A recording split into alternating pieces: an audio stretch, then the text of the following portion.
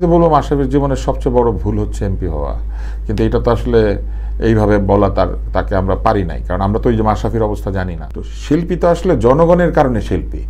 শাসক জীবনে কোনোদিন শিল্পী তৈরি করতে পেরেছে? কোনো শাসক জীবনে শিল্পী তৈরি করতে পারে না।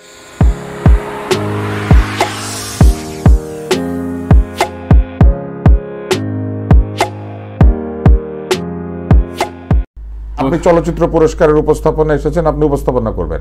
ওইটা করার পরে আপনি যদি এরকম কিছু চান, আপনি সেটা তাদেরকে চেনেন, আপনি তাদের সঙ্গে গিয়ে কথা বলবেন, আপনি পার্টি অফিসে যাবেন, আপনি যেভাবে লোকে নমিনেশন পায় সেভাবে নেবেন। গোটা দেশের সামনে আপনি বলছেন এই কথাটা চলচ্চিত্র পুরস্কারের উপস্থাপনা করতে গিয়ে। আমি মানে এই ধরনের উপস্থাপককে আমি একসময় প্রশংসা করেছি, কিন্তু আমি ওই দিন দেখার পর মনে হচ্ছে যে যার কাজ তারই করা উচিত। সরকার থাকা অবস্থায় যখন তারা এই ধরনের কাজ করেন, তখন আমরা গণমাধ্যম এগুলো নিয়ে একেবারেই আলোচনা বা সমালোচনা রাখতে পারি না। এটা আসলে সাহস এবং এক ধরনের, আমি বলবো যে অবস্থানও একটা ব্যাপার। আপনি কতটুকু নিতে পারবেন তা আপনি জানেন। যখন কেউ অত্যাচারী হয়, যখন কেউ আপনার কণ্ঠরোধ করতে চায়, যখন আপনি দেখেন যে আপনার কোনো সহশিল্পী কিংবা আপনার প্রতিবেশী কথা বলার জন্য আক্রান্ত হচ্ছে বা প্রতিবাদ করার জন্য আক্রান্ত হচ্ছে, মানুষ তখন অনেক কিছু চিন্তা করে। আপনি এখানে যে বসে আছেন, আমি কিন্তু জানি না আপনার উপরে কতজন নির্ভরশীল, আমি কিন্তু জানি না আপনি কাকে কাকে টাকা পাঠান, আমি কিন্তু জানি না আপনার কালকের বাজারটা কিভাবে হবে, আপনি জানেন। এখন মানুষ তো ওই অবস্থান থেকে সিদ্ধান্তটা নেয়, এবং যে কারণে শিল্পীরা অধিকাংশই কিন্তু আসলে দিনমজুরের মতো। যত বিরাট শিল্পী হোক, কনসার্ট না হলে তার আয়টা বন্ধ হয়ে যায়, স্টেজ শো না হলে তার আয়টা বন্ধ হয়ে যায়। আমাদের মিডিয়া কিন্তু শিল্পীদেরকে ওরকম বিরাট অঙ্কের টাকা দেয় না, আপনি খুব ভালো করে জানেন। তো এখন যদি রাজনৈতিক পরিস্থিতি খারাপ হয়, একজন শিল্পী এমনি তো ঘরে বসে আছে, হয়তো কোনো পক্ষে নাই, কিন্তু তার শোগুলা সব বন্ধ, স্টেজ শো হচ্ছে না, তো সে কিন্তু এই জন্য অনেক সময় চুপ করে থাকে। বা ধরেন সে অন্য পক্ষে কথা বলেছে, স্টেজ শোতে উঠেছে, আরেক পক্ষে সে তার স্টেজ ভেঙে দেওয়ার জন্য, তাকে বাধা দেওয়ার জন্য চেষ্টা করছে। এই যে ছোট লোকিটা শুরু করেছে কিন্তু রাজনীতিবিদরা। হ্যাঁ, এবং আমি নাম উল্লেখ করে বলতে পারি, এখন আমরা অনেক শিল্পীকে এইভাবে ক্ষতিগ্রস্ত করেছি। তাদেরকে যদি এইভাবে ক্ষতিগ্রস্ত না করতো আমাদের এই রাজনীতিবিদরা, তাহলে বাংলাদেশ আরো অনেকগুলি গান পেত, অনেকগুলি কবিতা পেত, অনেকগুলি মিউজিক ভিডিও পেত, তাই না? এবং এই শিল্পীরা হয়তো ভারতীয় কিংবা অন্য কোনো দেশের সিনেমাতে গান গাইতেন। তো সেক্ষেত্রে তুষার ভাই, আন্দোলনকালীন সবচেয়ে বেশি আলোচনা হচ্ছে বা এখনও আলোচনা হচ্ছে যে শিল্পীরা দুভাগ হয়েছে। এমন না যে এখানে 1 লাখ শিল্পী বিটিভিতে চলে গেছেন, 1 লাখ শিল্পী ফার্মগেটে ছিলেন, তাও না, গুটি কতক শিল্পীরা ছিলেন। কিন্তু সেই জায়গা থেকে সর্বশেষ বৈষম্য বিরোধী ছাত্র আন্দোলনের কেউ সেটা ফেসবুকে ছেড়েছে, ফেক সত্য সেগুলো নিয়ে প্রশ্ন আছে, কিন্তু সেখানে শিল্পী, সাংবাদিক, কিছু গীতিকার, এদের তালিকা তৈরি হচ্ছে। এটা কি লজ্জার? অগণতান্ত্রিক শাসন ব্যবস্থা যে আমাদের সমাজের ক্ষতি করে, এটা হচ্ছে সেটার প্রমাণ। এই যে শিল্পীরা যা ঠিক সেটার পক্ষে না থেকে দুভাগে ভাগ হয়ে গেলেন, এর কারণ হচ্ছে অগণতান্ত্রিকতা। দেশে গণতন্ত্র থাকলে, অধিকার থাকলে আপনি নিশ্চিতভাবে জানতেন যে আপনি যদি ন্যায়ের পক্ষে থাকেন, আদালত আপনাকে আশ্রয় দিবে, আপনাকে রাষ্ট্র প্রতিরক্ষা দিবে, রাষ্ট্র আপনার নিরাপত্তাকে, আপনার জানমালকে রক্ষা করবে। কিন্তু আমরা যে ধরনের পরিস্থিতিতে চলে গিয়েছিলাম, আমাদের নিরাপত্তা, আমাদের জানমাল থেকে শুরু করে আমাদের কাজকর্ম সব কিছু যাদের হাতে ক্ষমতা আছে তাদের অনুগ্রহের উপর নির্ভরশীল হয়ে যাচ্ছিল। এবং আপনি দেখবেন যে যারা বিটিভির সামনে দাঁড়িয়ে বিটিভির জন্য অনেক দুঃখ করেছে, আপনি দেখবেন যে তারা একটি নির্দিষ্ট রাজনৈতিক দলের সঙ্গে অনুকম্পা প্রাপ্ত অথবা উপঢৌকন প্রাপ্ত অথবা সুবিধা প্রাপ্ত। এই সুবিধাগুলিকে বাঁচানোর জন্য তারা ওইখানে গিয়ে দাঁড়িয়েছেন বলে আমার ধারণা। সুবিধা বাঁচানোর জন্য, কারণ তারা সবাই জানেন, তাদেরকে অনেককে আমি ব্যক্তিগতভাবে চিনি, তাদের যথেষ্ট আমি বলবো যে ব্যাকগ্রাউন্ড আছে এবং বিবেকও আছে। কিন্তু বিবেকে তালা লাগিয়ে দিলেন কেন? কারণ তারা তো অনুগ্রহ নিয়েছেন। আমি আবারও বলি, যিনি এমপি মাত্র 6 মাস হয়েছে, উনি তো চান 5 বছর থাকতে। যিনি এমপি হন নাই কিন্তু সাথে সাথে ঘুরেছেন, উনি তো এখন আশা করেন যে সামনে একটা কিছু পাবেন, কারণ অনেক ঘুরে ফেলেছেন। কেউ হয়তো চলচ্চিত্র পুরস্কারটা চান আগামীটা, কেউ হয়তো মহিলা আসনে এমপি হবেন বলে ভাবছেন। এবং আপনি যদি লিস্টটা দেখেন, ওখানে দেখবেন অধিকাংশই নমিনেশন পেপার কিনেছিল। আপনি যে নমিনেশন পেপারের কথা বলতেন, হ্যাঁ, পার্সোনাল এজেন্ডার জন্যই, শুধু পার্সোনাল এজেন্ডা বলবো না, ওই যে আমি বললাম অবস্থান, আচ্ছা, আপনি যখন এমপি হয়ে গেছেন অন্যায়ভাবে ভোট ছাড়া, তখন আপনি তো এটাকে বাঁচানোর চেষ্টা করবেন, না হলে পরে আপনি যে আপনার সমস্ত বিবেক জলাঞ্জলি দিয়ে একটা ভোটবিহীন নির্বাচনে আপনি কোট পরে আপনি হয়ে গেলেন, এটা করতে গিয়েছে। এবং আমি এটার জন্য আমি কিন্তু বলেছি, জানেন, যখনই দেখা হয়েছে আমি বলেছি, মনে কষ্ট পেয়েছে, ভেবেছে যে সরাসরি বলেছেন। আমি সরাসরি শুধু বলি না, আমি ছবি দিয়ে স্ট্যাটাস দিয়েছি, আমি ছবি দিয়ে বলেছি যে এটা ঠিক হচ্ছে না। এবং এটা আমি বলবো একটা দুর্বলতা, আমি লুকিয়ে রেখে আপনার পেছনে কিছু বলতে পারি না, ভালো না লাগলে বলে দেই, তখন দেখা যায় কিছুদিনের জন্য সম্পর্ক নষ্ট হয়, কিন্তু অনেক দিনের পরে গিয়ে বোঝে যে আমি ঠিকটা বলেছিলাম। সবাই বলছে সংস্কারের বাংলাদেশ, অনেক প্রত্যাশার চাপ রয়েছে, এই শিল্পী সমাজ বা সৃজনশীল সমাজের জায়গায় কি বদলাবে বলে মনে করছেন আপনি, বা বদলানো জায়গায় ছোট্ট একটা যদি গাইডলাইন শুনতে। এই শিল্পী সমাজ বলেন কিংবা এই সমাজই বলেন, সংস্কারের জন্য যেটা খুবই প্রয়োজন সেটা হচ্ছে লেখাপড়া, অর্থাৎ আপনার ব্যাকগ্রাউন্ড নলেজ, আপনার অভিজ্ঞতা। এটা কেন দরকার? কারণ সংস্কার তো কোনো একটা কিছুর উপর ভিত্তি করে হতে হবে। সংস্কারের লক্ষ্য কী, এই সংস্কারের পর কি ফলাফল আপনি আশা করেন, এই সংস্কারের পর, সংস্কার হয়ে যাওয়ার পর এই পুরো বিষয়টিকে আপনি কি করে স্থায়ী করবেন, টেকসই করবেন, এই ব্যাপারগুলি তো চিন্তা করতে হবে। সমাজ তো একটি ক্রমবহমান বা একটি ক্রমাগত প্রক্রিয়া, সমাজ তো প্রতিনিয়ত নতুনভাবে তৈরি হচ্ছে, প্রত্যেক দিন বদলাচ্ছে, একটা নতুন ধারণা, নতুন চিন্তা, নতুন জেনারেশন যুক্ত হচ্ছে। তাই আমার কাছে মনে হয়েছে যে প্রথমে ঠিক করতে হবে যে শিল্পীরা আসলে কেমন সমাজ চান। আমি সবসময় মনে করি যে শিল্পীদের জন্য যত বেশি স্বাধীনতা, শিল্প তত বেশি উন্নত কিংবা মহৎ হয়। আপনি যদি শিল্পীকে স্বাধীনতা না দেন, সে মহৎ শিল্প তৈরি করার ক্ষেত্রে বাধা পায়। আপনি যদি বলে দেন যে ভাস্কর্য তৈরি করলে এইভাবেই করতে হবে, কিংবা আপনি যদি বলে দেন যে কোনো যুদ্ধ কিংবা কোনো ইতিহাসকে যদি আপনি বর্ণনা করতে যান তাহলে এইভাবেই করতে হবে, আমি মনে করি যে শিল্পীকে বা শিল্পকে সেই বাধা দেওয়া উচিত না। তাই প্রথমেই শিল্পীদের চেষ্টা করা উচিত একটি স্বাধীন চিন্তা করার, স্বাধীন লেখার, স্বাধীনভাবে তার শিল্প চর্চা করার অধিকার আছে এমন সমাজ তৈরির চেষ্টা করা। এটা করতে গেলে তারা কোনো পক্ষে গেলে এটা হবে না, কারণ ক্ষমতা শেষ পর্যন্ত ক্ষমতাকে ভালোবাসে। ক্ষমতার প্রধান কাজ কি? ক্ষমতাকে টিকিয়ে রাখা। ক্ষমতা টিকে থাকলে ক্ষমতা কাজ করবে। নিরপেক্ষ থাকা তো কঠিন। নিরপেক্ষতা আমি বলি নাই, কিন্তু আমি বলেছি যেটা ঠিক সেটার পক্ষে থাকবেন। কোনো শাসকই সব কাজ খারাপ করে না, কিন্তু শাসক খারাপ হতে শুরু করে কখন? যখন আপনি খারাপ কাজের পক্ষে কথা বলেন। শাসক তখন মনে করে তানভীর তারেক তো আমার প্রশংসা করেছে এবং সে তো একজন ব্যক্তিত্ব। শাসক মনে করে আব্দুল নূর তুষার তো আমার পক্ষেই, তাহলে তো ঠিকটাই করছি। কিন্তু তানভীর তারেক আর আব্দুল নূর তুষার যদি গিয়ে বলতো যে আপনি যা করছেন এটা আসলে ঠিক হচ্ছে না, এটার একটা খারাপ ফলাফল হবে, তাহলে হয়তো শাসক শুনতেন এবং হয়তো শুনতেন না, না শুনে আমাদের দুজনকে উনি রুষ্ট হয়ে বের করে দিতেন। এই যে বের হয়ে যাওয়ার শক্তিটা, এইটাই শিল্পের শক্তি। শিল্পী যদি আত্মবিশ্বাসী থাকে যে কেউ তাকে বের করে দিলে সে শেষ হয়ে যাবে না, মানুষ তার সঙ্গে আছে, তাহলে তো ভয় পাওয়ার কোনো কারণ নাই। পৃথিবীতে সবচেয়ে বেশি ভোটে দাঁড়ায় কে? শিল্পী। হ্যাঁ, আপনি গান গেয়েছেন, 1 কোটি লোক শুনলে আপনি বিরাট শিল্পী, 50 লাখ শুনলে আপনি তার চেয়ে কম, 10 লাখ শুনলে আপনি আরেকটু কম, কেউ শোনে না মানে আপনি শিল্পী হিসেবে ব্যর্থ। আপনি তো কন্টিনিউয়াসলি ভোট পান, তার প্রত্যেকটা গান ভোটে যায়। একটা আমাদের সময় ক্যাসেট ছিল, পরে আমরা এই জন্য সবকিছুকে ক্যাসেট বলি, তারপরে অ্যালবাম, এখন তো সিঙ্গেল রিলিজ হয়। তো একটা অ্যালবাম ধরেন রিলিজ হয়েছে 12টা গান, 12টা গান কি সমান জনপ্রিয় হয়? তা আপনি আপনার শিল্প প্রতিনিয়ত ভোটে দেন। একটা লোক ছবি আঁকে, 100 ছবি এঁকেছে, সবগুলি তো বিখ্যাত হয় না। পিকাসোর সব ছবি বিখ্যাত না, কিন্তু পিকাসো বিখ্যাত হয়ে যাওয়ার পরে তার সব ছবি লোকে কিনতে আসে, কারণ উনি বিখ্যাত। তো শিল্পী তো আসলে জনগণের কারণে শিল্পী। শাসক জীবনে কোনোদিন শিল্পী তৈরি করতে পেরেছে? কোনো শাসক জীবনে শিল্পী তৈরি করতে পারে না। শিল্পীকে সে পৃষ্ঠপোষকতা করেছে।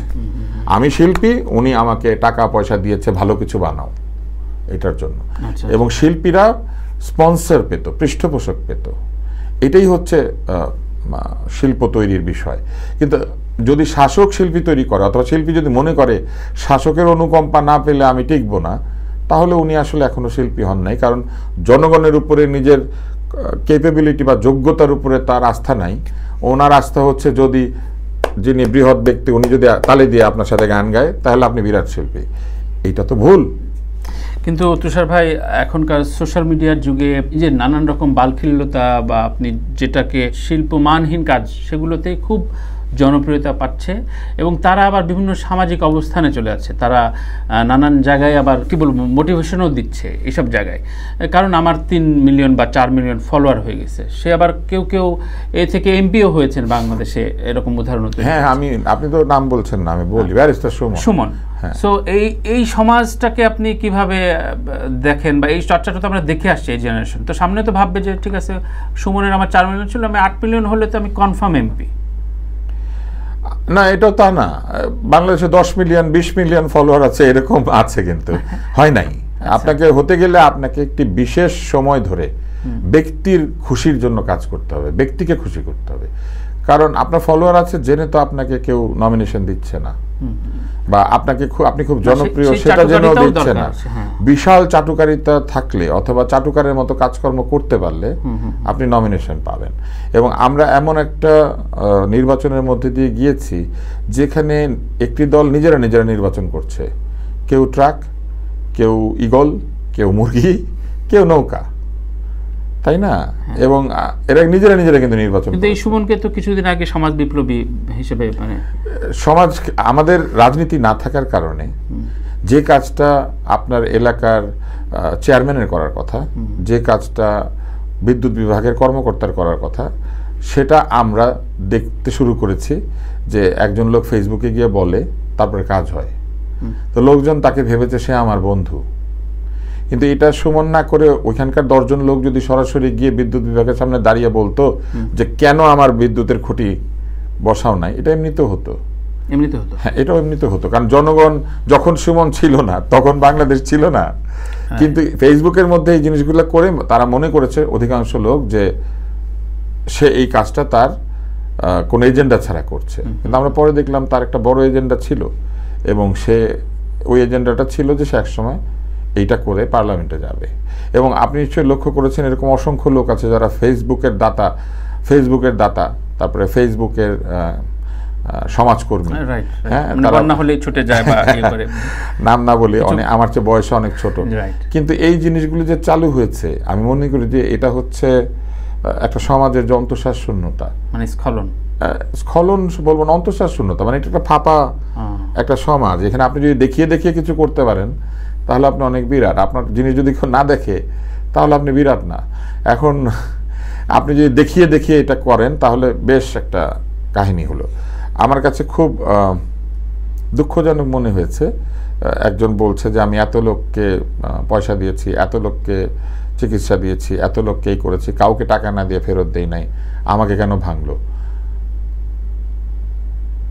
এইটা ওই প্রবণতা যে টাকা দিয়ে পাওয়া যায়, কিছু করে কিছু পাওয়া যায়, কিন্তু মানুষ শেষ পর্যন্ত কি দেখে জানেন?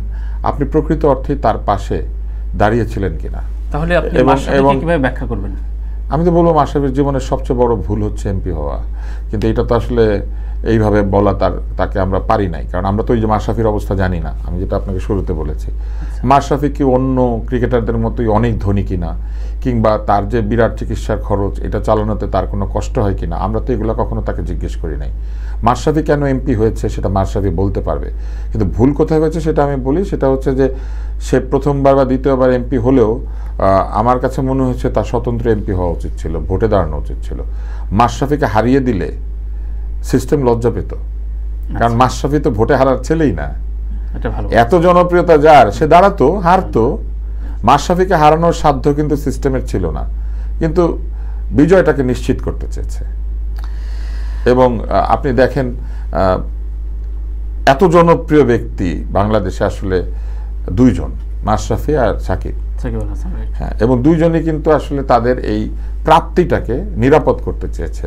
সাকিব ইলেকশনে দাঁড়ালে আপনার মনে হতো হারতো, অসম্ভব। কিন্তু নিরাপদ করার কি এটাই সবচেয়ে বেস্ট হয়েছে? এটা ছাড়া তার কোনো উপায় ছিল না। তারা নিশ্চিত হতে চেয়েছে যে আমরা দাঁড়ালে পরে জিতবো, জিতলে পরে এমপি হব, আর তো কোনো উপায় ছিল না, ভোট হচ্ছিল না। তো সবাই তাদের অবস্থান থেকে সংসদ সদস্যের সামাজিক অবস্থান কি আপনি ইকুয়াল মনে করেন? তবে সাকিবের অনেক অর্থনৈতিক শক্তি আছে, এটা আমরা জানি।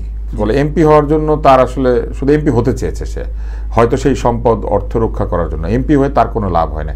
কিন্তু মাশরাফির বিষয়ে আমি যতটুকু জানি যে সে কিন্তু আসলে অত ধনী না, অন্যান্য ক্রিকেটারদের মতো অত ধনী না। কতটা আমি জানি না, কিন্তু অত না যে এটা আমি জানি। তো এই জন্য আমি মনে করি মাশরাফির হয়তো কোনো রিজন থাকতে পারে, কিন্তু সাকিবের এমপি হওয়ার কোনো রিজনই নাই। বরং সে তো সবচেয়ে বেশি ক্ষতি করেছে নিজের এটা হয়ে। সে আরও কিছু কাজ করে নিজের ক্ষতি করেছে। শেয়ার মার্কেটে তার যে অ্যাসোসিয়েশন সেটা ভালো ছিল না। আপনি দেখবেন যে জুয়ার অ্যাপের মধ্যে তার ছবি ছাড়া কারো ছবি দেখা যায় না, আর কোনো ক্রিকেটারের ছবি নাই। সে সবসময় অস্বীকার করে যে এগুলো ফেক বা এগুলো দারুণ কিছু, মানে এটা অন্যায়, এটা সে নাই। সে একটা মামলা করেছে, সে একজন এমপি, সে একটা পুলিশে জিডি করেছে যে আমার ছবি দিয়ে জুয়ার অ্যাপ আছে, করে নাই।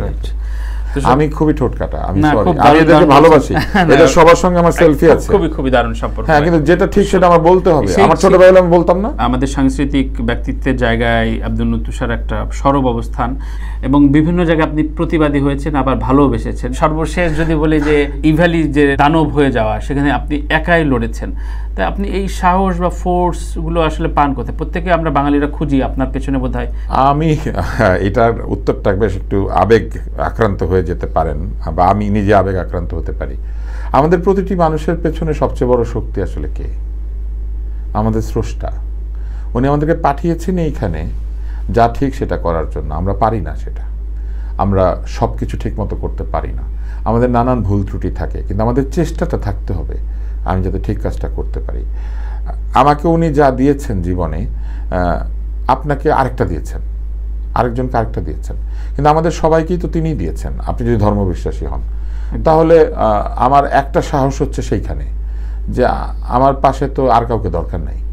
কিন্তু যখন দুই হচ্ছে, আমার আত্মবিশ্বাসের একটা বড় জায়গা হচ্ছে আমার ছোট ভাই বোন এবং বড় ভাই বোনেরা। আমি অসংখ্য ছোট ভাই বোনদেরকে সেলফলেসলি বিতর্ক শিখিয়েছি, উপস্থাপনা শিখিয়েছি। আমি নিজে যা জানি পুরোটা দিয়ে দেওয়ার চেষ্টা করেছি, এবং আমি সেলফলেসলি আমার সিনিয়রদের সঙ্গে কাজ করেছি। আমি কোনো পয়সা করি নাই। আমি বাংলাদেশে যত বড় বড় বিখ্যাত মানুষের সঙ্গে মিশেছি, কারো কাছ থেকে আমি ব্যক্তিগত কোনো সুবিধা কখনো নেই। এবং যদি কেউ দিয়ে থাকে, আমি বলতে চাই যে আপনার এখানে এসে বলুক, আমি কখনো আমার যোগ্যতার বাইরে, আমার অধিকারের বাইরে বিনিময়টা আপনি কখনো না। আমি এটা মনে করি যে এটা আসলে উচিতই না। আমি যদি কারো কাছ থেকে উপহার পেতে পারি, কিন্তু আমি জোর করে কোনো কিছু আদায় করে নেব ওই লক্ষ্য নিয়ে কাজ করতে পারি না। তা আমার এইটা আরেকটা কনফিডেন্সের জায়গা। আর তৃতীয়টা হচ্ছে, আমি কোনো প্রতিবাদ না জেনে করি না। আমি আগে একদম নিশ্চিত হই যে আমি যেটা বলছি এখানে আমি জিতবো, কারণ আমি জেনে শুনে করছি। আপনি লক্ষ্য করলে দেখবেন যে আমি যখন ইভ্যালিকে নিয়ে লিখতাম, মনে হতো যেন আমি ইভ্যালির ভেতরে বসে আছি। হ্যাঁ, কারণ আমি খুব ভালো করে জেনে শুনে এই কাজটা করি, স্টাডি করে আপনি। হ্যাঁ, আমি অসংখ্য ক্ষতিগ্রস্ত মানুষের সঙ্গে প্রায় 6 মাস কথা বলেছি। আমি অসংখ্য মানুষের পুরো বিষয়গুলি জেনেছি, এবং আমি এত বেশি আমি বলবো যে অ্যাক্টিভ হয়ে যাওয়ার একটা বড় কারণ ছিল, একটি ছেলে আমাকে একটা মেইল করেছিল। মেইলের মধ্যে সে লিখেছিল যে সে বিশ্ববিদ্যালয়ে ভর্তি হয়েছে, ম্যাকবুক যেটার অনেক দাম, সেটা সস্তায় কিনতে পারবে বলে মায়ের গয়না বিক্রি করে আরও 10 জনের একটা গ্রুপ বানিয়ে তারা 10 জন একসঙ্গে এই ইভ্যালিতে অর্ডার দিয়েছে, কিন্তু এটা দেয় না। এই জন্য সে যখন এটা চাইতে গিয়েছে, ইভ্যালির লোকজন তাকে শারীরিকভাবে লাঞ্ছিত করেছে। তো সে আমাকে লিখেছিল যে আমার তো বাবা নাই, আমার মায়ের এই গয়নাটা দিয়ে আমি এটা চেয়েছি, ম্যাকবুকটা না দিক স্যার, টাকাটা একটু এনে দেন। আপনাকে মেইল করেছিল? হ্যাঁ, এবং আমি তখন যোগাযোগ করার চেষ্টা করি, এবং আমার সঙ্গে খুবই উগ্র আচরণ করে সেই কর্মকর্তারা, যারা ফোন ধরত। এবং সেই সময় আরও আমি জানতে শুরু করি যে এই ঘটনাগুলি আরও কারোর সাথে হয়েছে কিনা। তারপর আরও একজন আমার কাছে পাঠায় যে সে কেক বানায়, সে ডাক্তার। কেক বানানোর জন্য মাইক্রোওয়েভ ওভেন, তারপরে এগ বিটার, তারপরে সাধারণ ওভেন, তারপর ব্লেন্ডার, এরকম অনেক কিছু সে একসাথে অর্ডার দিয়েছে অনেকগুলি টাকার। তাকে সেটা দিচ্ছে না। আবার আমি যোগাযোগ করি, আবারও দুর্ব্যবহার পাই। তখন আমি জানতে শুরু করি যে আসলে ঘটনাটা কি, এবং তারপর আমি লিখতে শুরু করি।